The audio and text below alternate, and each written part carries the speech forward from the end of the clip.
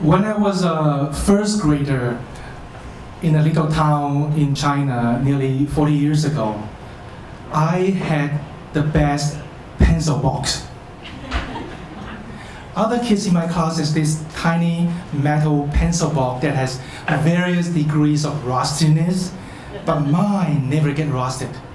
It was made of blue plastic.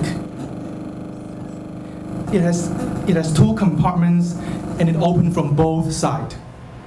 On one side of the cover, it has a dolphin swimming in the ocean.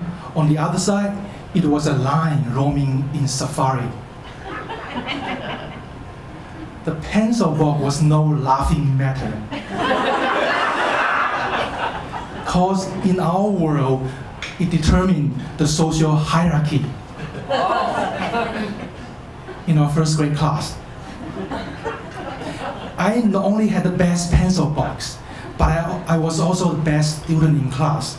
So as a tradition in China, I was assigned to sit with the worst student.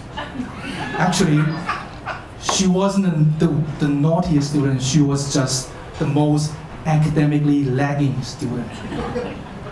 She was also short, she was malnutritional. She came to school looked like she hasn't taken a shower for a long time. Her hair was knotty and unkempt. Her face was covered with dust, and her clothes were like in a piece of rags. I was very unhappy sitting with her. So one day I decided to play a prank. Before I told you what I did, let me tell you, she also had the worst pencil box in class. Her pencil box was almost rusted through. She could pick up a pencil without opening the box. Okay, the plan I did was, I took her pencil box and hid it in my drawer. And I just sat back and watched her got panicky. She began to walk, ask around the other classmates, "Did you take my pencil box? Did you take my pencil box?" And she did not ask me. And that's the value of the higher social status. She never would have thought. The next day, her mother came into the class. And she looked just like an older version of her. She looked like she hasn't taken a shower for a long time. Her hair was knotty and unkempt. Her face was covered with dust and soot, and her clothes were like old rag. And she looked angry as well. She began to yell to other classmates, "Did you take my daughter's pencil box? Did you take my daughter's pencil box?" And she began to walk around the classroom and began to open drawers and look for it. And then she turned attention to me, and I could hear my heartbeat just get faster and faster.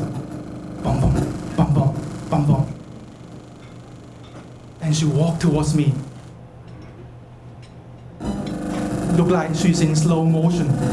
She reached her hand towards my drawer. At that moment, my other classmates came to my defense. They point to my beautiful pencil box sitting on top of my desk and say, "Look at his pencil box, ma'am. There's no reason he would ever want your daughter's pencil box." That must make sense to her, because she stopped and laughed. I breathed a deep sigh of relief. But in my head, there was a little voice that says, "You are a bad person." 1 week later, that little girl who sat beside me had a new pencil box. She looked happy, but I learned from her that her mother is a single mom, and she worked a job as a street sweeper, the lowest of the lower class in China. And they had to skip a few meals to afford this new pencil box. you are a bad person. 1 year later, I was relocated to another city. Before I left, I struggled with whether I should come clean with her and just apologize to her. But I never able to raise enough courage to do that. You are a bad person. So that little voice stay with me wherever I go. Fast forward many decades.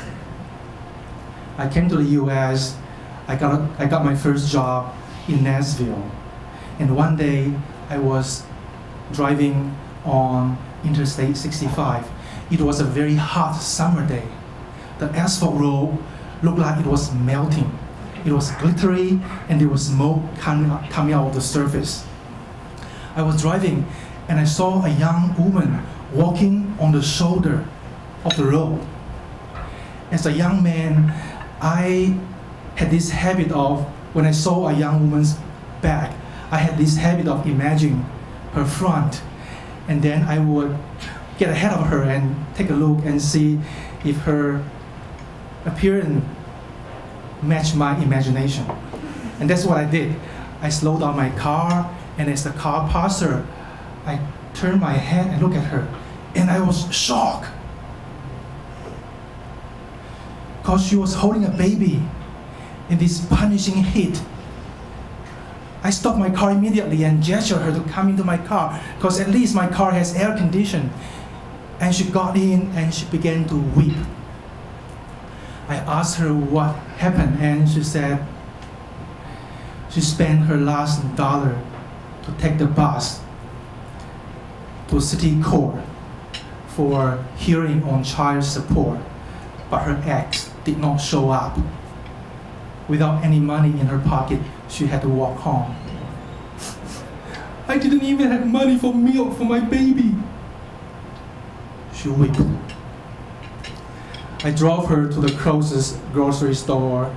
I bought her about 15 days worth of milk and some diapers. And then I dropped her off at her house. Before she get off my car, I gave her my phone number. Please call me if you need help.